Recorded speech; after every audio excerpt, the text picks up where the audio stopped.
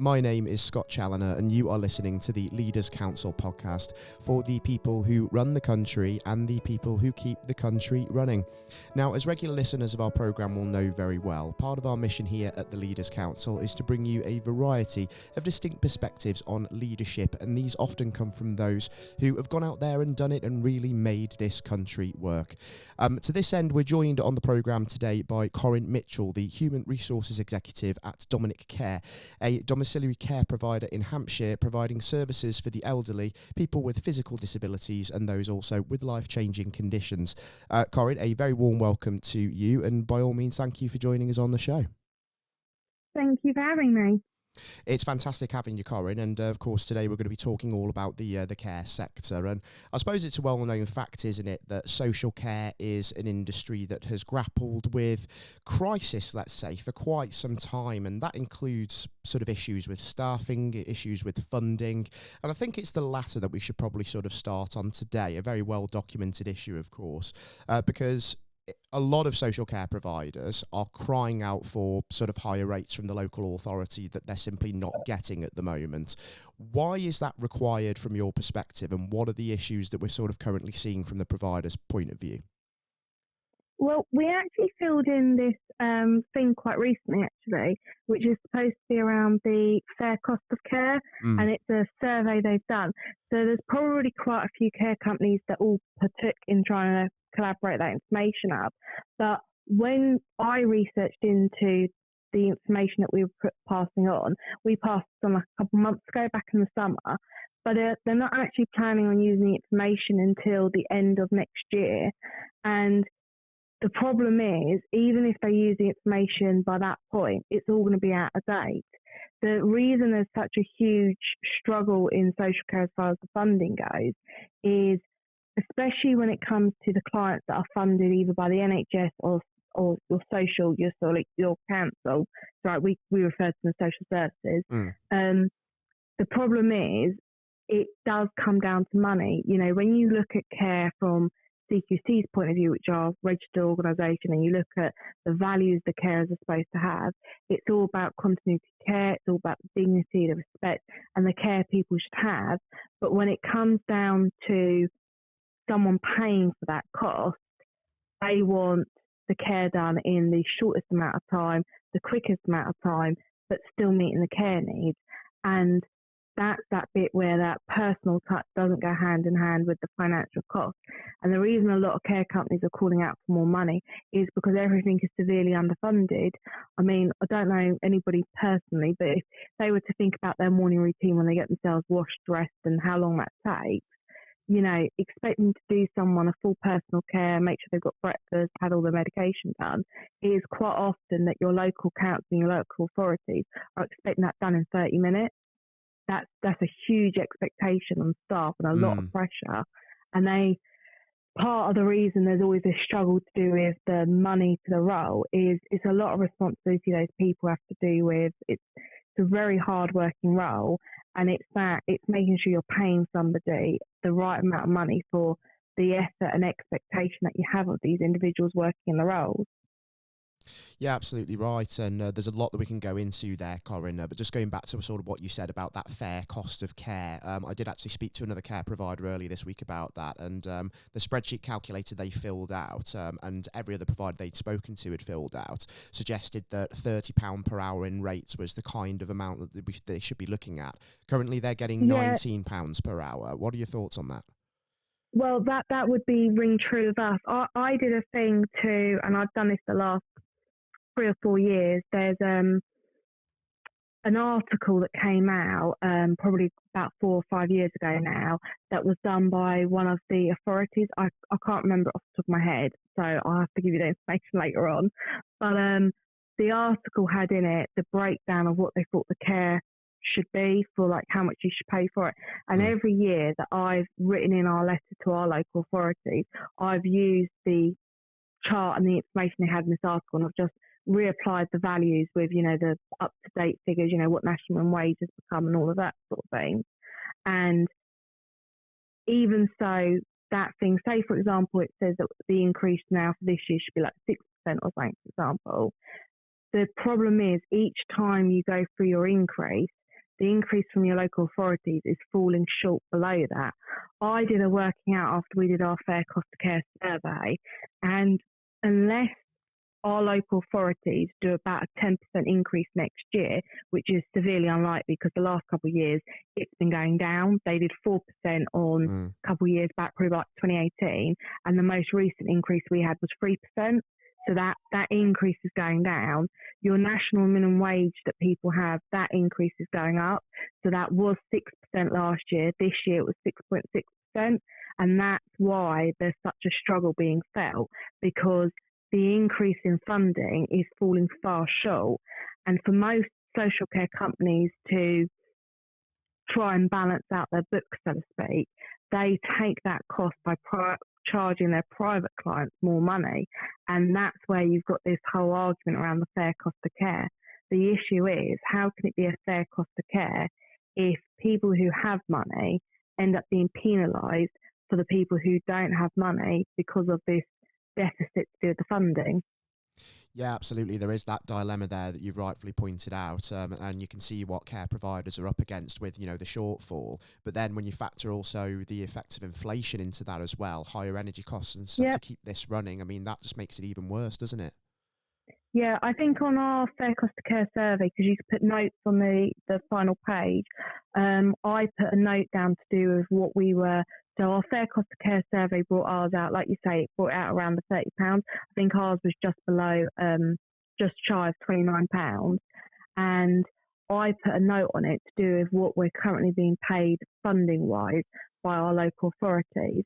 And the irony is, so what we would class as HCC, which is health, they get their money directly from the NHS, so to speak. So they're normally your end of life clients, your ones that to a certain degree should actually have the best amount of care because it's palliative care, it's more complex care, and so on. They actually pay less than our council pay us as far as the funding they do, and our council pay us in a free split rate.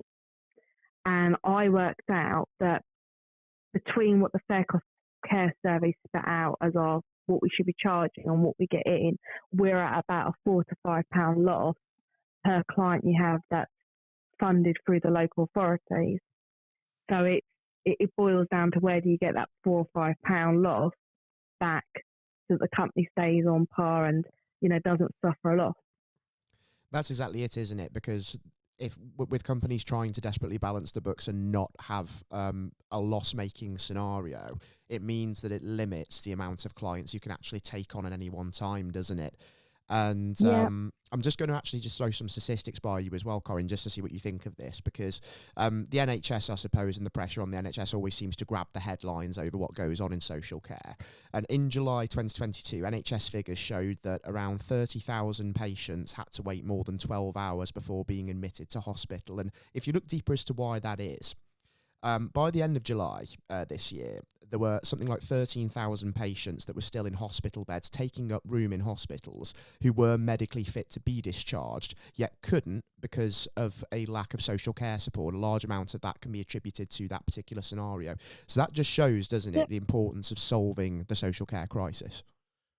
Yeah, I mean, to me, those figures, they relate strongly to the lack of interest you have in social care roles, not just necessarily from general recruitment, but the issue with the social care thing is, like you say, the NHS is quite often publicised at the moment. That on the news, they're all talking about the ambulance and the wait times and stuff at the moment, and that's always brought to the highlight.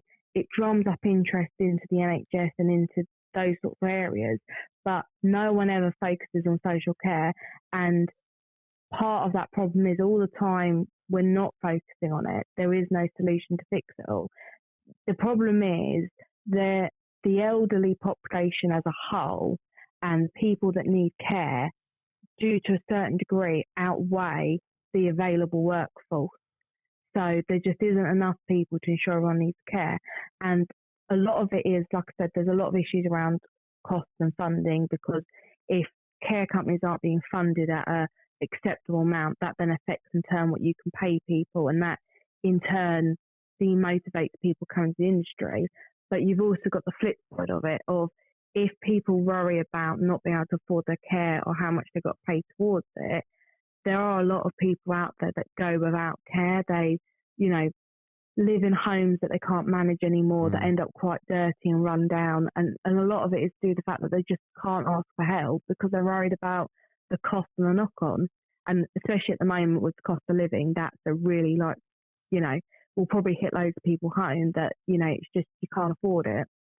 Yeah, it's a vicious circle in a way, isn't it? And when we talk about the demand, just to kind of get an idea across of just how big that demand is, I mean, it's like the World Health Organization in 2015 actually projected that the world population of over 60s will have almost doubled from sort of 12% of the global population to 22%. So in the UK, you can see the challenges of an ageing population, and that's coming at a time where we have sort of record vacancies in the care sector. A lot of that is down to the staffing crisis that we've talked about. And let's just talk a little bit about sort of what is behind that.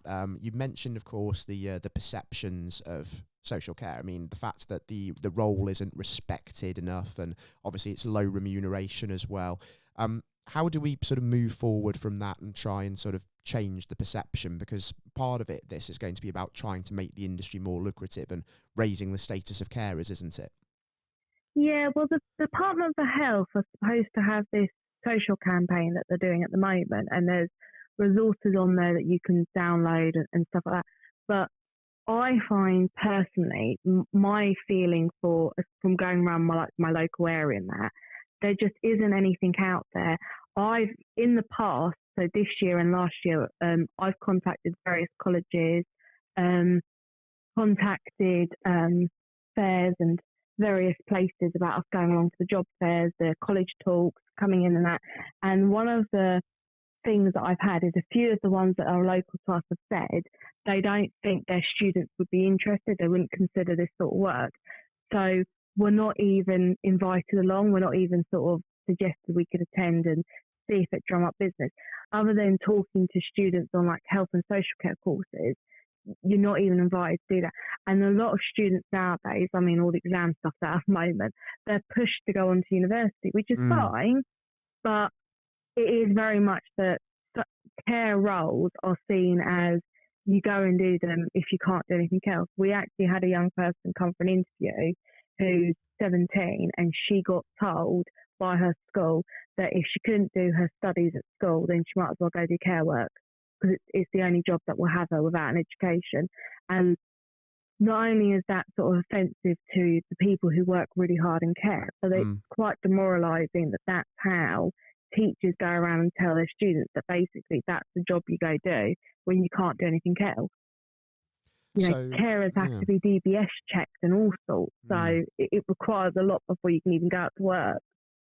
Yeah, so education, in a sense, has really got a lot to answer for here, isn't it, for the negative perceptions of care, because of the emphasis that's been placed on academia and how sort of glossy that's perceived and has been for over the years, and, the sort of push towards the university pathway, or else these are the consequences. That's got a lot to answer for, I suppose. Yeah, I mean, even if you had people just come into care roles, because people don't necessarily have to do it for a forever role, but even if people came into it looking to get those interpersonal skills, because a lot of the role is about you interacting with different people from all sorts of walks of life, people that have done all sorts of jobs. There's a huge aspect to it that's quite social, and it's that sort of thing. I don't feel the roles are ever advertised in a way that encourage people to even consider the role, even if it was only temporary. And that's part of it. Even temporary staff coming in would help with some of the staffing issues, but you just can't get that flood of people in. You can't get people in either temporary or full-time at all. And that's a huge issue. Yeah, do you think that maybe sort of the lack of progression pathways is also a bit of a problem in that respect? The people don't see sort of going into that sort of role as an aspirational thing that they can make a step up? Well, I mean, there are courses available, and there is, to a certain degree, some career progression. But I do think that is correct. There's a huge bit where there's a lack of link up, because one of the things they used to have, and I'm quoting this from something my mum told me because she's much older than I am, and that is that when she was younger, they had a nursing qualification where you used to go and get on-the-job experience. So you could go and work before you went and did your nursing studies, and you could go get experience stuff. And that used to encourage people actually to go off and do like things like care work and stuff, whether they were going on to do physiotherapy later on or something else. It encouraged them to do that area of work because you did it alongside your qualification to tick off your experience boxes. And all of that stuff seems to have disappeared. It's even stuff like the care courses for our staff. Most of our staff like having someone to talk to, like having a tutor that comes in, goes through the work with them. If there's something they don't understand, they've got someone to talk to. All of that for care seems to move to online, and it's so interpersonal, and it has been really difficult. I've spent the good part of the last sort of 3 months looking for a training provider for my staff that does like a college-based course where someone will actually come out and, run through the learning with the students. Yeah, and it's obviously difficult to find one, isn't it? So that's obviously a huge issue. And then just sort of taking the conversation back onto sort of the financial side of things. I mean, I know we've covered it already, but this is just sort of another indicator of what you're up against. Essentially, there's been a little bit of an exodus of carers from the industry since COVID because you've got essentially a burnt out and demoralised workforce that feels undervalued. And then they're going and working in sectors like retail and are probably going to be lost to the care sector forever because they're going into those industries and earning more money.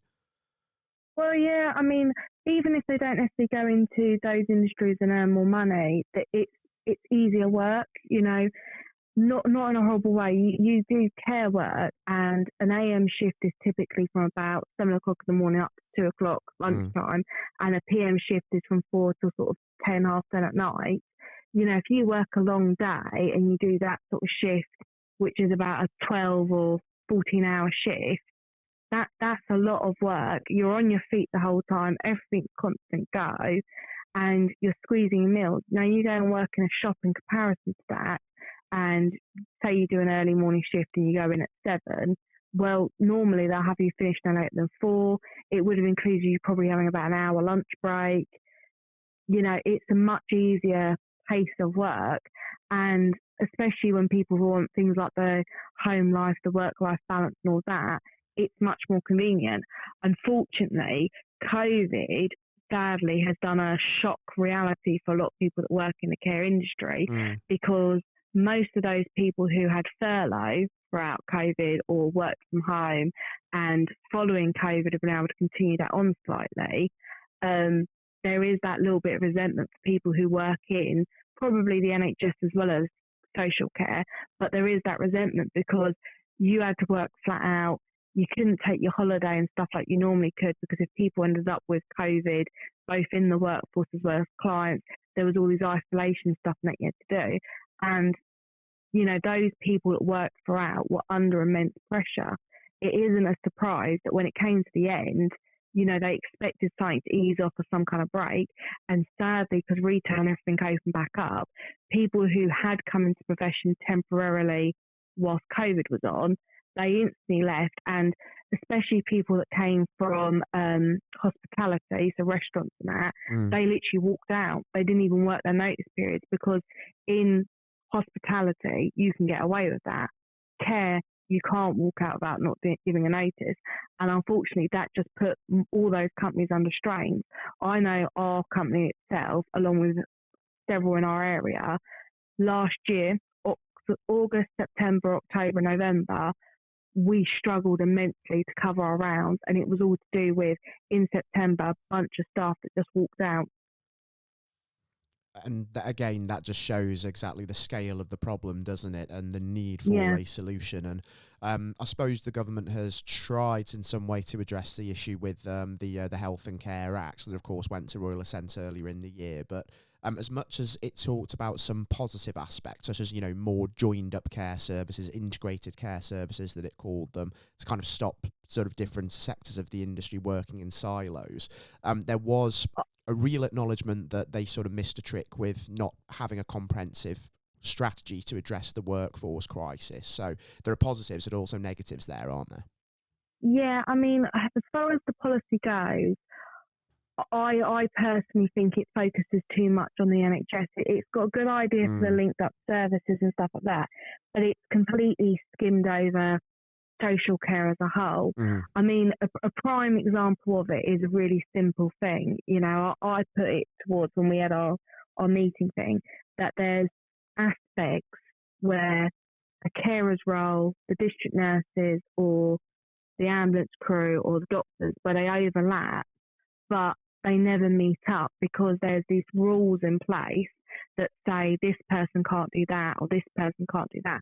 And the only way to get that linked up and integration service would be to, like we were saying earlier, to raise that profile of the social carers and actually encourage that bit where both parties can work together and hand things over.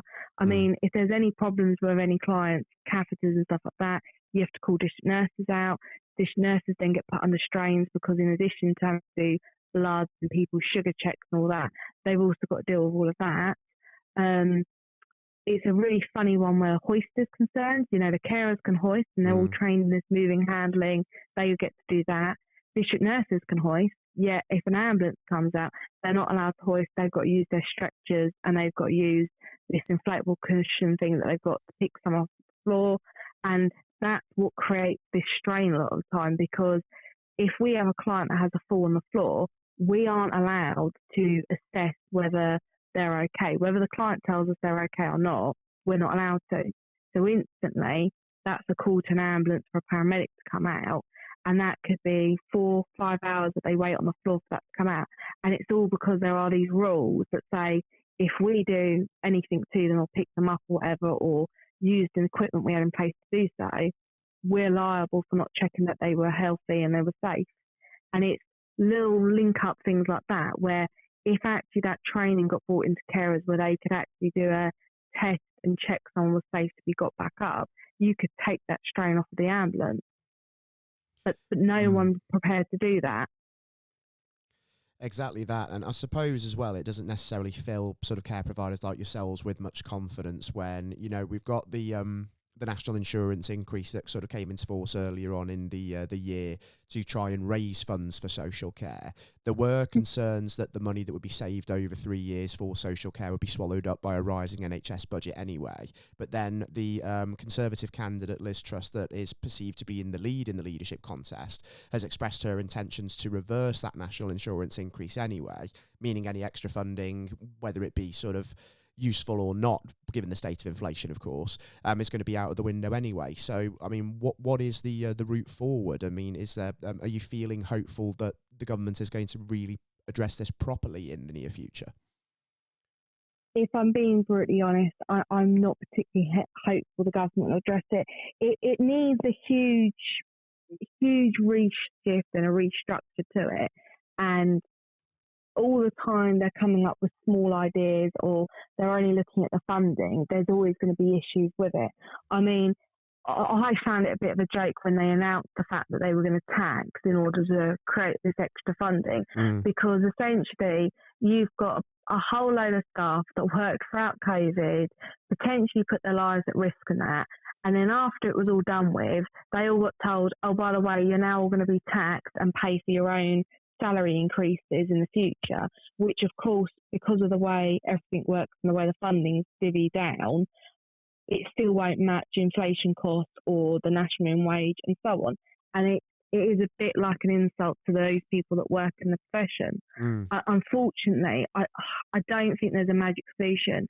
They need to put real effort into a social campaign to try and raise the profile and to encourage people to go and enroll, even if they're going into it just for experience, you know, while they're studying their college courses or the university courses. Even something small like that would help to improve the, you know, that level of the recruitment bit. But the damage has been done because between Brexit and all the people that left the care industry that were foreign workers that weren't sure about their citizenship and stuff, because it took a long time before the government made any decisions on that part, you've just lost a huge chunk of the population from the workforce that you're never going to get back. Even now, even if they make some drastic changes, you're not going to entice those people back in because that trust has been broken. It has, exactly right. And so the solution can only be sort of found within the domestic market. But there's such a plethora of issues that obviously we have to grapple with there, because, again, there is that sort of deep-rooted perception of the industry as being sort of one that you don't want to go and work in. The salaries are low, it's underfunded, so it's difficult to bring those salaries up to make it more lucrative. And this is, of course, the perfect storm that the care sector is having to try and navigate. And, of course, understandably, it's proving very difficult in the context of what's going on at the moment. Yeah, I mean, one of the things the government could do when they're looking at the funding and looking at some of the things they do is work backwards, work from the low level and go upwards instead. So, when they're looking at their national increase, so I don't know, because at the moment it's around the £9 mark. So say, because they keep predicting where they want the national wage to end up with, but say they want the national wage in the next however many years to be, say, £10 an hour, you need to work at that level and say, right, we're saying everybody national wage gets that amount. You then need to work out at what point do you put the people who work in these unsociable roles, who work bank holidays, who work Christmas, because in the same sense of the way the police force work all year round, the fire brigade do, the NHS do, your social carers do as well, and that's the value you should be putting for it. And if they worked from the bottom upwards and said, right, if we pay everybody £10 an hour, then you've got to put those people in those profession on at least, say, for example, £4 more than that, then you'd work up to create, like we were saying earlier, that fair cost of care. You'd have that price factoring in where you think your salaries ought to be, because that's part of the issue. I mean, one of the things the government could have done to reward everyone who worked throughout it, they could have given them a tax relief. Instead, they all got the same tax that everybody else did, regardless of how much stress, strain, or work they had throughout it. And it sounds awful, but people did die. People who provided care throughout COVID, they died from it. They put their lives at risk, and it's just completely been washed over. I think you're very right. I think there has been a real lack of acknowledgement for those carers, and of course it is awful what has happened to quite a lot of those people who did put their lives on the line. And I suppose, given what's happened, I mean, it almost feels like a bit of a slap in the face and an insult to their memory, doesn't it? That, as you've said before, you're expected as carers and as care providers to sort of pay out more in tax to try and pay for your own salary increases. Yeah, I mean, because that is the thing.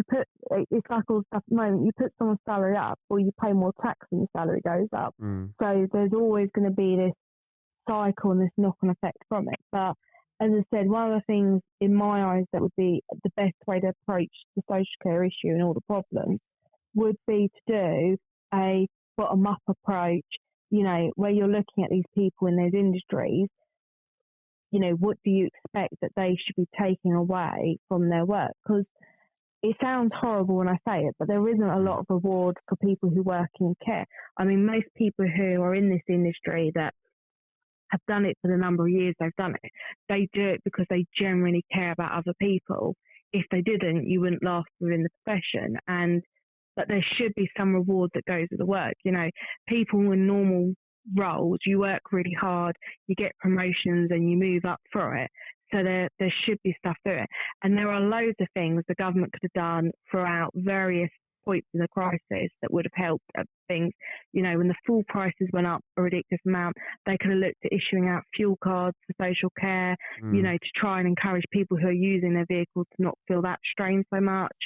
There's a lot of stuff that could have been done, and they've fallen severely short of trying to help those people. And there's hardly any motivation. I mean, social care as a whole, we do domiciliary care in our company, so our staff go around to people in our own homes, which means they're driving throughout the day. You compare that to working in a care home. Well, you drive to the care home in the morning, park your car up, that's it. You're not using your petrol, you're not driving around as much for the day. That there is those differences between the different roles, and they are things to be marked at. Somebody who works as a district nurse that goes around to people in their own homes would have the same issue versus a nurse who works in a hospital. Exactly right, and it's food for thought, isn't it, for any minister or MP that may well be tuning into this podcast and hear that message. This is where you fell short. Why haven't you considered these factors? Exactly right. Corrin, just before we do sort of wrap up on the program, because I'm conscious that we are starting to run short of time. We've discussed a lot of the issues that the industry is facing by and large that rightly will be publicised in this. But one thing I wanted to talk about as well before we finish is for yourselves at Dominic Care, given the unfolding situation before us, what are some of your kind of priorities and strategies sort of going to be moving forward over the next 12 months to try and keep the business running efficiently and sort of get to where you want to be? Well, at the moment we're heavily trying to do recruitment as a huge thing towards it. We filled in this thing to try and do sponsorship to see if we can try and get some people from abroad. I know that's not necessarily everything that people in the UK population do, but obviously we're really struggling to get people interested in our local area. I've pretty much done everything you can do under the sun as far as recruitment goes. I've handed out leaflets in local churches. We've got stuff going around. We're set to go do a job fair in Farnborough Town Centre in September. And we're doing pretty much everything you do is recruitment, but you are, sadly, it's that back end. You need more staff if we can take more hours on, and that's the cycle that we're at the moment. We've had a few staff start recently, and so things are looking a little bit better, but it's just trying to keep the pace and, as you say, try and take more people in and keep through it. We're one of those companies where we don't like charging our private clients horrendously more than what we do our private ones. At the moment, we're trying very desperately hard to keep that balance between it. And it is a very difficult balance at the moment. We're trying to find what you can do without causing any more cost to the company. Yeah, it's a very delicate balancing act, isn't it? And it's terrible, isn't it, that care providers like yourselves are having to negotiate sort of this situation. And I do sort of wish you all the luck in the world to be able to do that, because people need carers. The population is getting older. We need carers. We need more of them. And it would be a shame, of course, to lose any more providers, because we have lost several over the last couple of years simply because, they're making that loss given the situation that we're in, and they just simply can't afford to keep those services going anymore. Yeah, I mean, a huge worry I've got for around our area is I worry that certain companies, especially some of the smaller ones, the ones that sometimes do some of the specialised care and that, I do worry that some of them are going to go under because they're just not getting the support and the hours that they need to keep themselves at the level. I mean, the decision-making process from your local authorities, if you were to take any packages on them, they are solely based on a financial-driven thing. So our company, for example, we've got certain specialisms that we do, and there's other companies out there that are, specialised for learning disabilities or specialised for dementia care. And it's almost like that element where that person might be better suited at Corrin's care. Until the care package has failed a couple of times and gone for a few agencies, it won't go necessarily to the company it ought to. And that's a really sad thing, because by the time then those companies get those care packages, you've already got family members or even the client that feel completely let down by the system. And there's this issue where it's trying to balance out that cost between actually the right care for people. It's quite sad that it's all come down to it all being about money. It's really, really sad. It's awful, isn't it? And let's hope we wait with bated breath, don't we, to see if the changes that we need to see in the system are going to be forthcoming. And of course, well, I think even people who work for the local authorities, I think they feel the strain, because I think there probably are quite a few social workers out there who feel their hands are tied when they're putting someone's care package together, because they know they've got to justify why the care package is going to cost what it does. And that's that bit where, like I say, it feels really awful at the moment that everything is boiling down to money.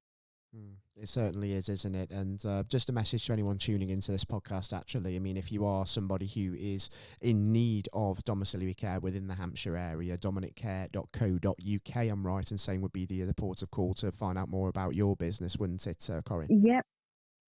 Yes, that is correct. Yeah, fantastic. So do certainly give their website a visit. It's been fantastic, of course, hearing from Corrin Mitchell from Dominic Care today to talk about the crisis that we're seeing in health and social care at this point in time. And if you are tuning into this podcast and you feel you have, your own take to share on this very issue, you can visit leaderscouncil.co.uk/contact-us to leave a comment, or you can go to leaderscouncil.co.uk/apply if you are a care provider or the head of any organisation or business that would like to come on the show and share your take on this issue or any issue that is affecting you and your industry. Corrin, thank you ever so much for taking the time to join us on the podcast today. It's been a pleasure, incredibly enlightening having you on the programme. It's a shame we've had to talk about such a sort of negative and grave situation, but I do sort of wish you all the best but going thank forward. you for having me. It's been absolutely fantastic, and I do hope that everybody tuning into this podcast today has thoroughly enjoyed the interview with myself, your host, Scott Challoner today, and Corrin Mitchell from Dominic Care. Until next time, to everyone listening in, you have been tuning into the Leaders Council podcast. Please tune in next time. Take care for now, and goodbye.